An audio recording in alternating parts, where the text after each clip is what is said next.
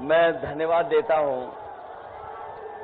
मैं देख रहा हूं जहां पर ये चुनावी जनसभा का आयोजन हो रहा है, जितना हमारा पंडाल है, पंडाल तो हमें पूरा भरा दिखाई दे रहा है। पीछे सड़क पर लोग दिखाई दे रहे हैं मुझे, और देखिए दूर वो लाल गमछे वाले और लाल टी शर्ट वाले हमें ही दिखा रहे हैं, वहां तक मैं देख सकता हूं। जहां ये पंडाल नहीं है और पंडाल के बाहर तपती हुई दोपहरी में सूरज बिल्कुल आसमान के ऊपर है, सर के ऊपर है। हमारे दाईं तरफ भी बाईं तरफ भी जो कुछ थोड़ा बहुत गमछा लगा करके दोपहरी बचा सकते हैं वो बचाए। पीछे तक मैं जन सैलाब देख रहा हूं, और ये जन सैलाब परिवर्तन का है और बीजेपी को हटाने के लिए है। मैं जानता हूं कि बहुत दिन से हमारा आपका जोश और उत्साह और हमारे अंदर कुछ करने की इच्छा दबी हुई है, लेकिन ये वोट की तारीख तक बचा के रखिए। ये जो बल्ली टूट जाएंगी तो हमारी आपकी खराब निकल जाएगी, खराब न्यूज निकल जाएगी। ये जो मैं देख रहा हूं कि हाथ में संटी है, संटी। हमारे कुछ साथियों के पास संटी है। ये जैसे गारंटी जो दे रहे हो उनके लिए संटी है, ये संटी से गारंटी वाले जाएंगे। मैं ऊपर भी देख रहा हूं कि जहां हमारा स्ट्रेस जुड़ रहा है, मुझे नहीं लगता कि तुम साइंस स्टूडेंट हो। ये अभी हमें 5 दिखाई दे रहे हैं। अगर 7 हो गए तो 7 के साथ नीचे आ जाएंगे। 5 तक तो ठीक हो। तुम बताना उधर काली टी शर्ट, तुम बताना ना, ये भी नीचे आ जाएंगे संग में तुम्हारे।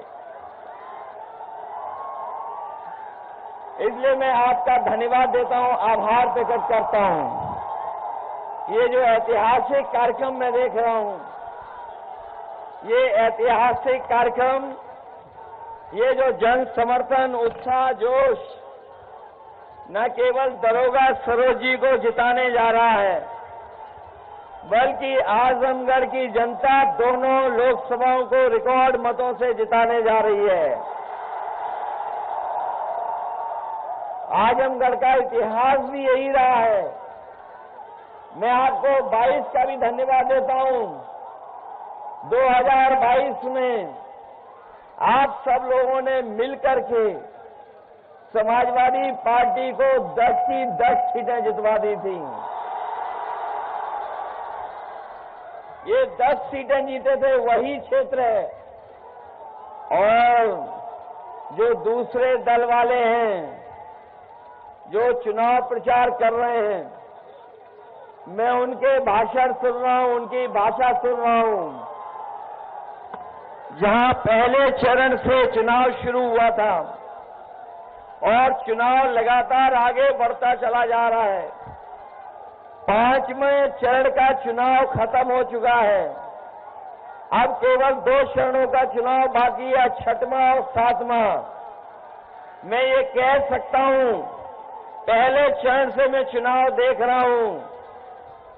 आप देखिएगा, जिस समय चुनाव 7वें चरण पर पहुंचेगा, जनता का गुस्सा भी 7वें आसमान पे दिखाई देगा। और इस बार जो कुछ भी ये अंगगणित बनाए हुए हैं बीजेपी के लोग, जो कुछ उन्होंने अपनी रणनीति बनाई है, इस बार उत्तर प्रदेश की जनता ने पूरा का पूरा सफाया करने का मन बनाया है। अभी जो आंकड़े आ रहे हैं, जो सूचना आ रही है, उसमें केवल एक पे लड़ाई में है हम लोग, एक में लड़ाई में है केवल, वो क्यूटो, और बाकी सब सीटें बीजेपी हार चुकी है। आपने इनके नेताओं के भाषण सुने होंगे, वही पुरानी कहानी सुना रहे हैं, पुराने जमाने वाली,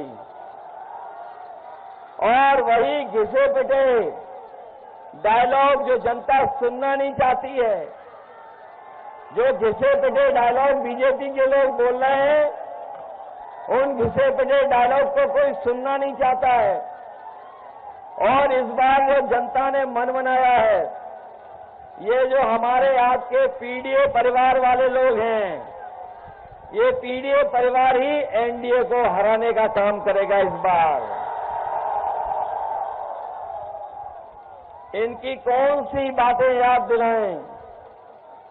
इन बीजेपी वालों की हर बात झूठी निकली है, इनका हर वादा झूठा निकला, और पिछले 10 साल का अगर हिसाब किताब लगाएंगे तो बीजेपी की ये सरकार जो 10 साल चली है, लूट और झूठ के साथ चली है,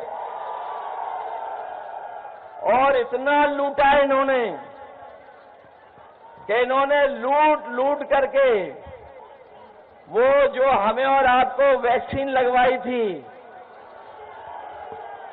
वैक्सीन वाली कंपनी से भी पैसा वसूल लिया,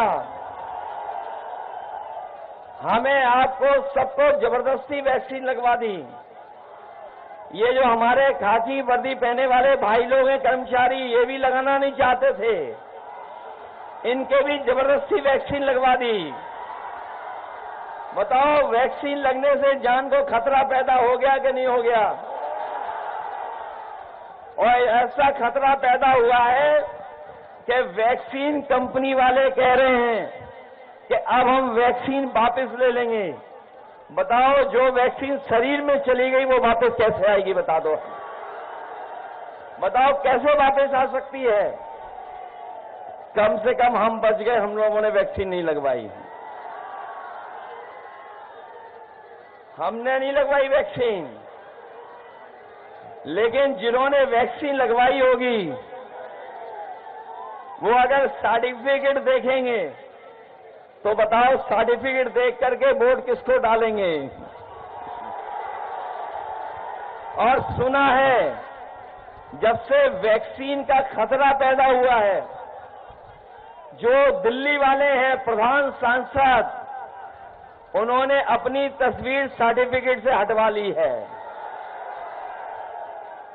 सर्टिफिकेट से तस्वीर हट गई, और बड़े बड़े शहरों में ये डबल इंजन वालों ने बड़ी बड़ी होर्डिंग लगवाई हैं।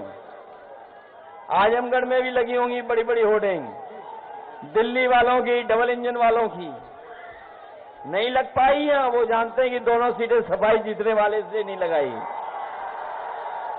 लेकिन और शहरों में देखो, बड़ी बड़ी होर्डिंग लगाए हैं डबल इंजन वाले, लेकिन उनका जो इंजन है वो पहले से ही गायब है, एक ही इंजन। और आपने देखा होगा, आपको बीजेपी का तालमेल बिगड़ गया है, इनका तालमेल बिगड़ गया है, घालमेल चल रहा है इनके अंदर ही अंदर, और एक दूसरे पर भरोसा भी नहीं कर रहे हैं। ये जो दिल्ली और लखनऊ वाले हैं, सुनने में आ रहा है इनका भी आपस में एक दूसरे का इंजन टकरा रहा है। इसलिए जिन लोगों ने वैक्सीन लगवा करके जान को खतरे में डलवाया, वही लोग हमारे आपके बाबा साहब भीमराव अम्बेडकर जी के संविधान के भी पीछे पड़े हैं। और ऐसा पीछे पड़े हैं, कह रहे थे 400 पार। याद है आपको, जब शुरू चुनाव हुआ था तो 400 पार, लेकिन इस बार 400 हार का जनता नारा लगा रही है। और ये 400 पार तो हम लोग बाद में समझ में आए। ये जो 400 पार का नारा है, आप पढ़े लिखे लोग हैं, आप समझ लीजिए जो 400 पार का नारा इन्होंने दिया वो इसलिए दिया क्योंकि लोकसभा में जो सीटें हैं वो है 543 और 543 में अगर 400 पार बीजेपी कह रही है तो बताओ कितनी सीटें जीतने जा रही बीजेपी? 543 में 400 पार कितनी सीटें हैं? 143। और इस बार देश की 140 करोड़ जनता इनको 140 सीटों के लिए भी तरसा देगी।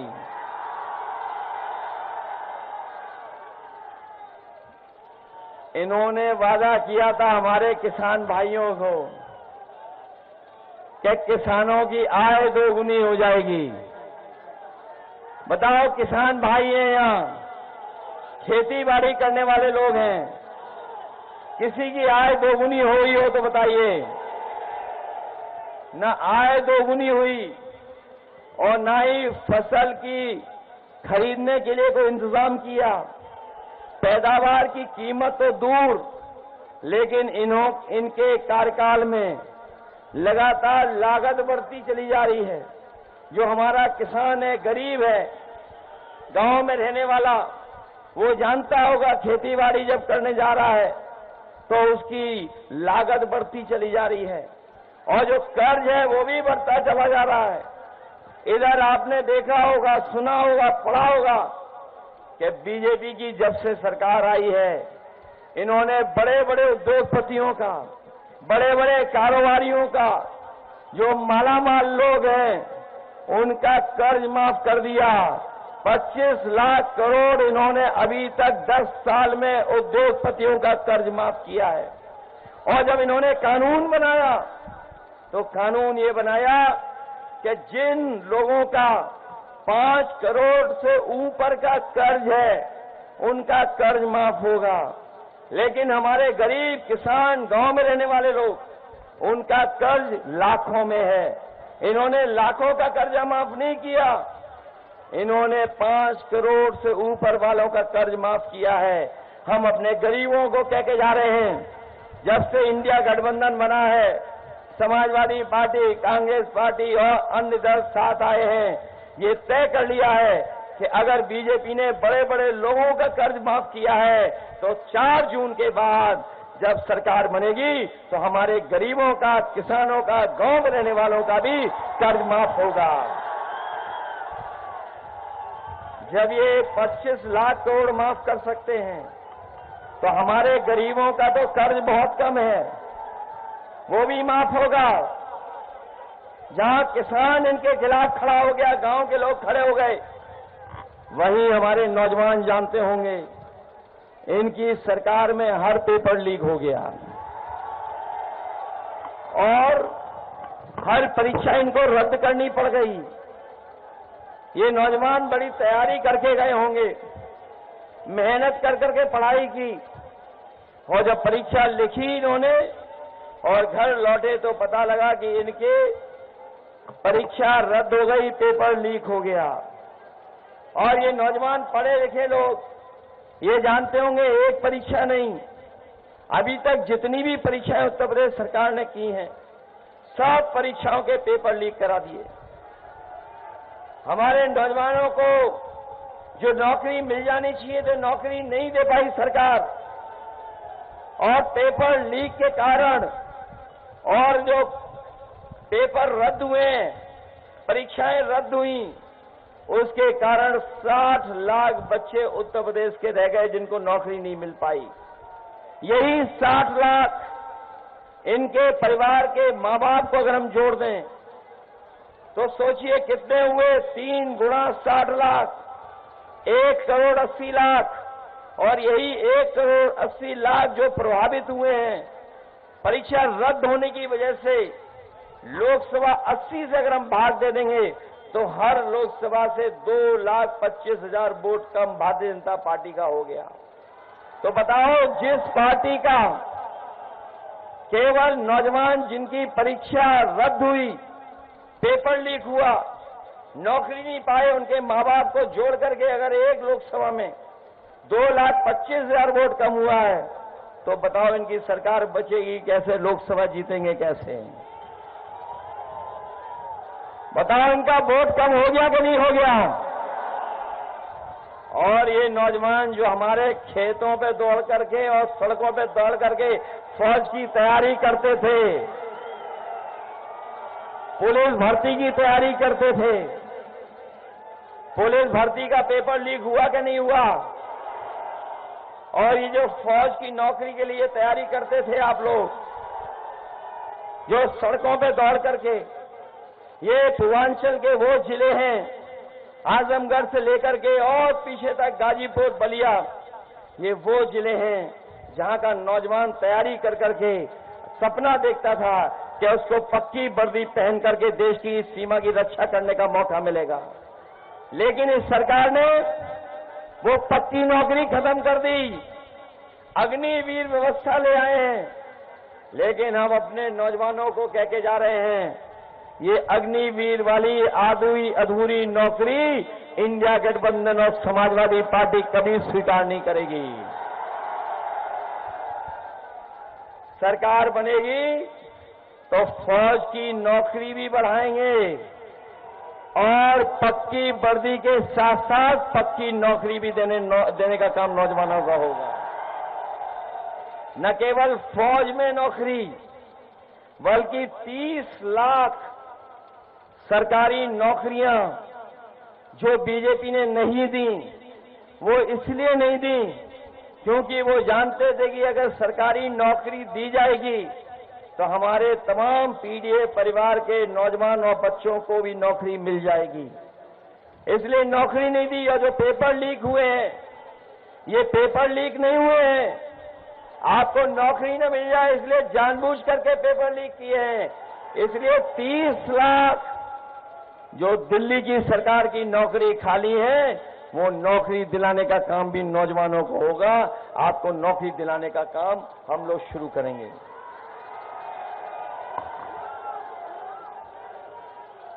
अभी तो अग्निवीर वाली नौकरी फौज की 4 साल की हुई है।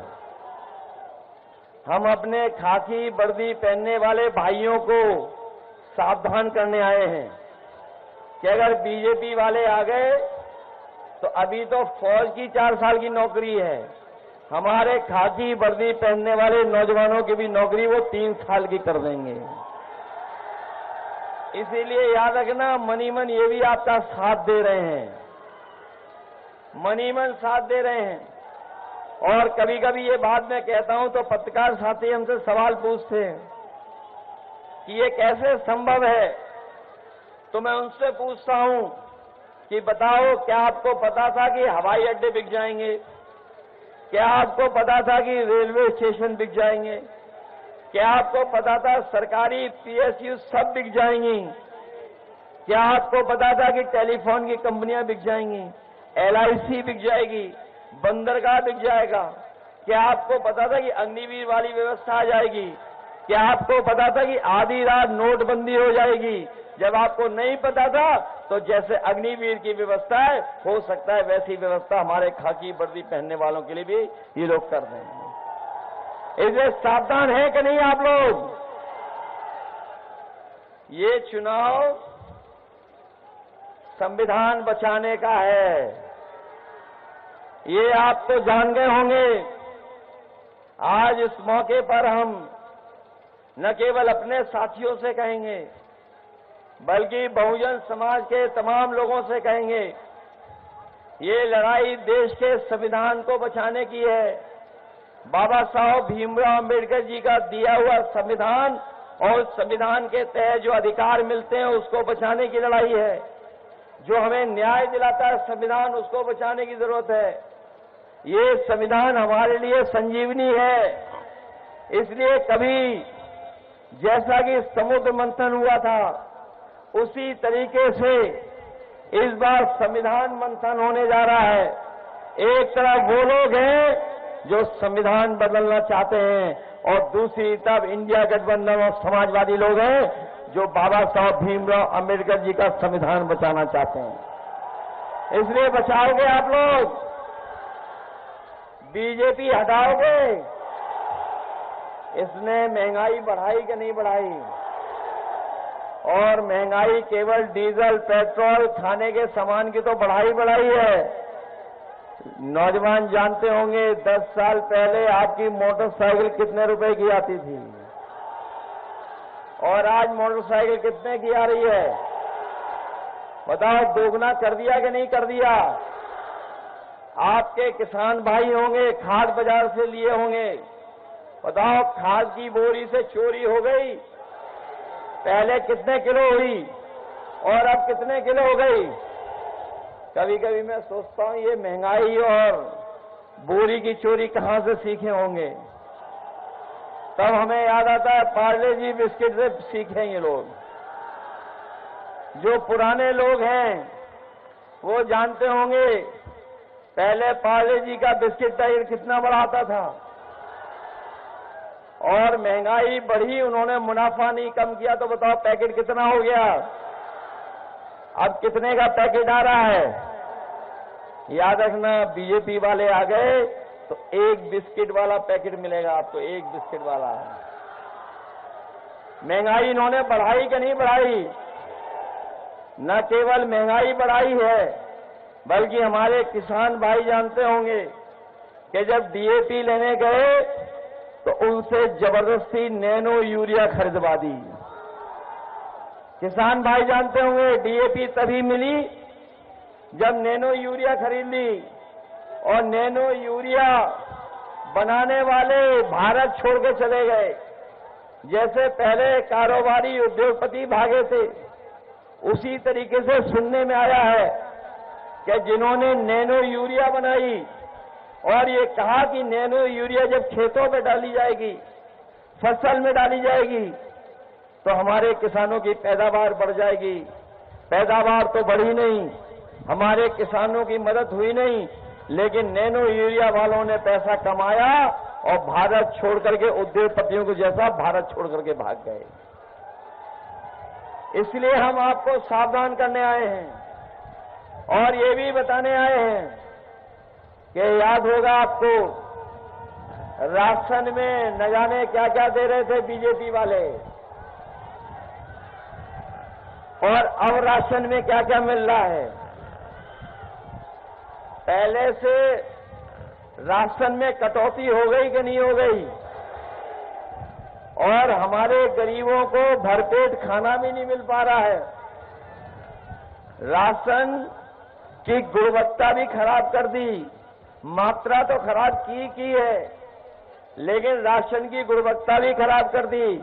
इसलिए समाजवादी पार्टी और इंडिया गठबंधन ने तय किया है कि आने वाले समय में सरकार बनने पर हमारे गरीबों के राशन की मात्रा बढ़ेगी और जिस तरीके से संपन्न लोग, बड़े शहरों में गुणवत्ता जिसकी अच्छी होती है और जो पौष्टिक पैकेट का आटा है, वो भी हम समाजवादी लोग अपने गरीबों को पौष्टिक आटा के साथ साथ डाटा फ्री दिलाने का काम करेंगे।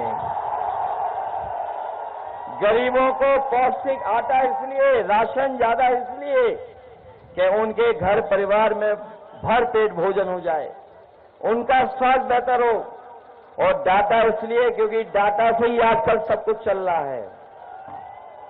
डाटा के बिना हम लोग बहुत सारी चीजों की जानकारी हासिल नहीं कर सकते हैं। ये नौजवान जानते होंगे, ऑनलाइन पढ़ाई से लेकर के अगर कोई जानकारी हासिल करना चाहता है तो डाटा अगर है तो हम उसकी जानकारी भी हासिल कर सकते हैं। ये जब मोबाइल आए थे, याद होगा आपको, इन्होंने फ्री डाटा दिया था, लेकिन जब सबके हाथ में मोबाइल आ गया तो डाटा का भी पैसा वसूलना शुरू कर दिया है। इसलिए गरीबों को आटा के साथ डाटा भी फ्री देने का काम होगा। हमारे बहुत सारे साथी हैं जो जानते होंगे समय समय पे इस सरकार ने बहुत भेदभाव किया है, बहुत अन्याय किया है, बुलडोजर लेकर के दौड़ाने का काम भी किया है, झूठे मुकदमे भी लगाए हैं और जितने काम समाजवादियों ने अच्छे किए थे, कुछों की तो नकल की, लेकिन जितने भी अच्छे काम थे सब भारतीय जनता पार्टी ने खराब कर दिए। इसी जगह पर आजमगढ़ में सबसे ज्यादा गरीबों के लिए एम्बुलेंस चलाने का काम हुआ था। जब से समाजवादियों की सरकार गई, इन्होंने हमारी एम्बुलेंस भी खराब करवा दी। न केवल एम्बुलेंस खराब की, बल्कि गरीबों का इलाज अच्छा हो जाए उसके लिए नेताजी ने यहां मेडिकल कॉलेज दिया था, जगह जगह अस्पताल बनाए थे। उन अस्पतालों में गरीब को इलाज नहीं मिल पा रहा है। मेडिकल कॉलेज में भी जो सुविधाएं, जो मदद होनी चाहिए वो नहीं दे पा रही है। हमारे गरीब को अपने इलाज के लिए सरकारी अस्पतालों के अलावा दूसरे प्राइवेट अस्पतालों में जाना पड़ता है, जिसकी वजह से हमारे गरीब के ऊपर और संकट आता जा रहा है। इसलिए जहां हमें स्वास्थ्य की सेवाओं को बेहतर करना है, वहीं अपनी हम माताओं बहनों को कह के जा रहे हैं। कुछ तो हमें यहां दिखाई दे रही हैं, कुछ और सभा में होंगी। कभी समाजवादियों ने समाजवादी पेंशन देना शुरू किया था। हम लोग जब 2017 के चुनाव में और 2022 के चुनाव में आपके बीच आए थे तो कहा था कि समाजवादी पेंशन बढ़ा करके देंगे, 3000 6000 करने में का भी कहा था। लेकिन अब समाजवादी पार्टी इंडिया गठबंधन ने तय किया है कि दिल्ली में 4 जून के बाद जब सरकार बनेगी तो अपनी माताओं बहनों के अकाउंट में 1 लाख रुपया भिजवाने का काम होगा।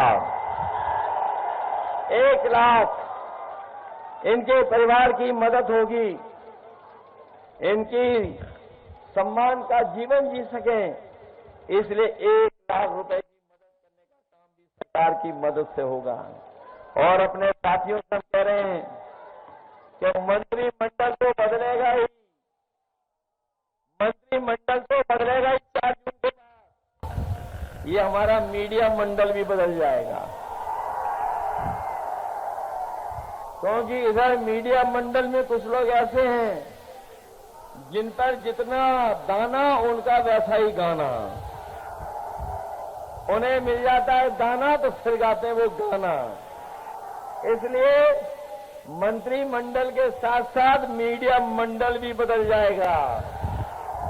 और हमारे आपके लिए तो खुशियों के दिन आएंगे, खुशियों के दिन। लेकिन इन मीडिया वालों का 4 जून आजादी का दिन है।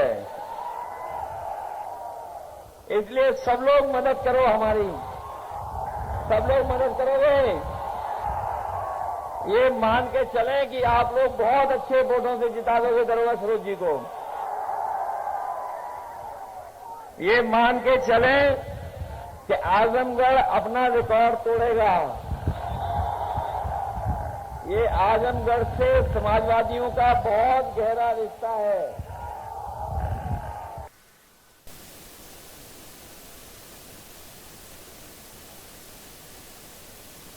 ऐसे भी हम आपको कभी छोड़ नहीं सकते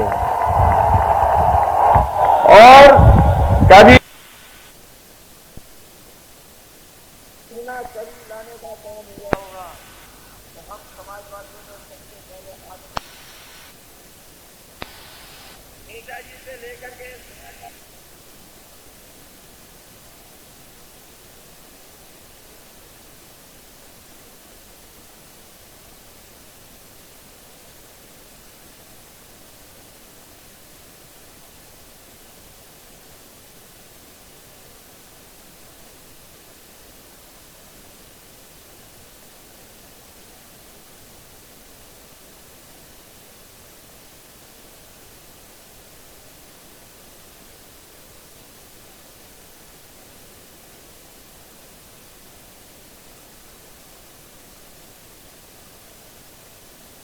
आज भी नकारात्मक है, नकारात्मक राजनीति कर रहे हैं।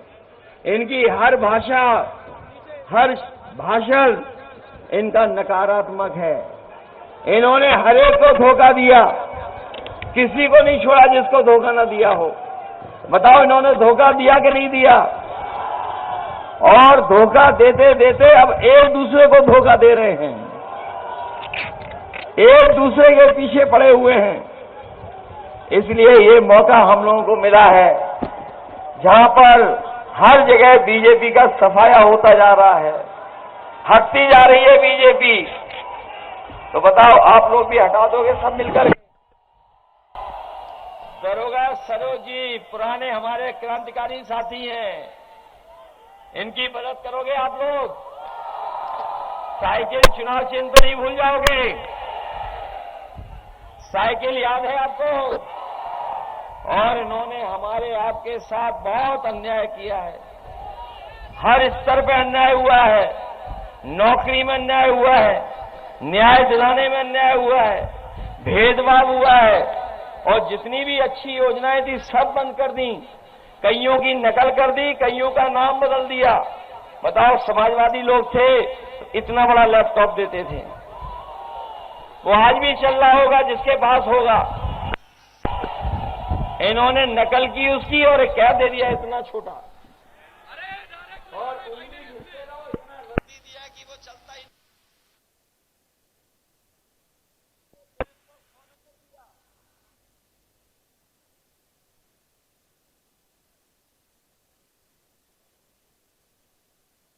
वर्दी भाइयों को लगा कि नंबर उन्होंने बढ़ाया तो हमें भी अपना रेट बढ़ा लेना चाहिए।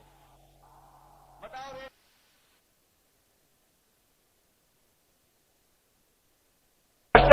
भ्रष्टाचारी बेईमान, बताओ इन्होंने सबसे पैसा वसूल लिया कि नहीं वसूल लिया?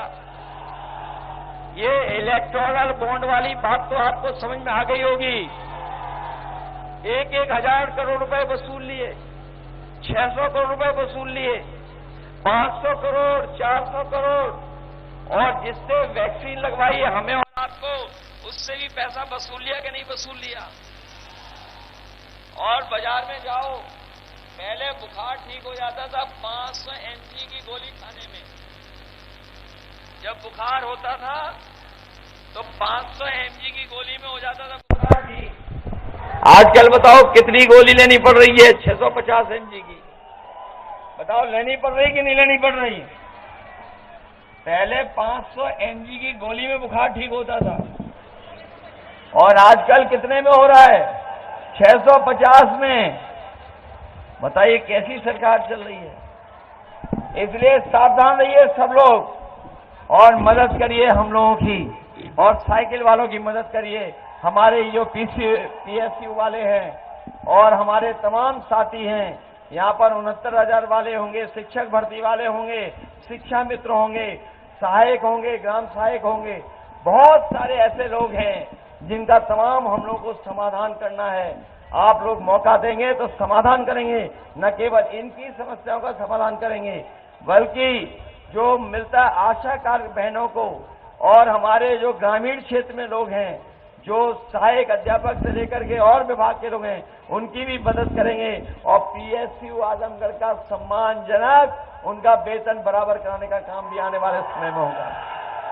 इसलिए भेदभाव के खिलाफ, अन्याय के खिलाफ, और इन भारतीय जनता पार्टी जो झूठों की पार्टी है, न केवल झूठ अपने देश में बोलते हैं, बल्कि दुनिया के नहीं, सब ब्रह्मांड के सबसे झूठा दल अगर कोई है तो वो भारतीय जनता पार्टी है। इसलिए मैं अपने अध्यक्ष जी हवलदार यादव जी से लेकर के प्रणाम यादव जी, आलम बदी, संग्राम जी, विजय सरोज, कमला कांत जी, आदिल शेख साहब, श्याम बहादुर जी, शकील अहमद साहब, यही पार्टी में शामिल है। मैं इनके और इनके तमाम सहयोगी साथी हैं, उनका भी धन्यवाद देता हूं कि आज बहुजन समाज पार्टी छोड़ करके समाजवादी पार्टी में शामिल हो गए।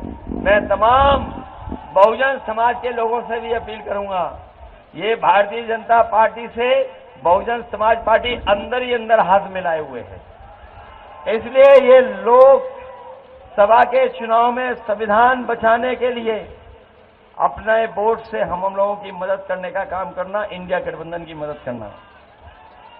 मंच पर बैठे हुए शिवम जी, वसीम अहमद साहब, हमारी विधानसभा के सभी अध्यक्ष, आम आदमी पार्टी के नेता सुनील यादव जी, रोशनी यादव जी से लेकर के दीप चंद राम जी, रामकृष्ण यादव जी, वेद प्रकाश उपाध्याय जी और बहुत सारे हमारे समाजवादी नेता जिनके मैं नाम नहीं ले पा रहा हूं, मैं सभी नेताओं का धन्यवाद देता हूं। और ये अपने समाजवादी साथी जितने सभा में आए हैं उनका भी धन्यवाद देता हूं। आजकल हमारी आपकी सभा में बहुत ज्यादा सुरक्षा का इंतजाम नहीं हो रहा है, इसलिए आप लोग हमारी मदद करो। अगर आप लोग खुद अनुशासन में रहोगे तो हमारी भी मदद मिल जाएगी। हम इन नौजवानों को भी धन्यवाद देंगे, लेकिन अच्छा किया 7 नहीं हुए, यहां पर 5 से 4 हो गए। समझदार थे, वो जानते थे 7 होते ही नीचे आ जाएंगे, इसलिए 5 नहीं 4 रह गए। मैं इनका भी धन्यवाद देता हूं और तमाम साथियों का बहुत बहुत धन्यवाद देता हूं। जो लोग गारंटी लेके आए हैं वो इस बार संटी से भगाए जाएंगे। बहुत बहुत धन्यवाद आप सबका, बहुत बहुत धन्यवाद।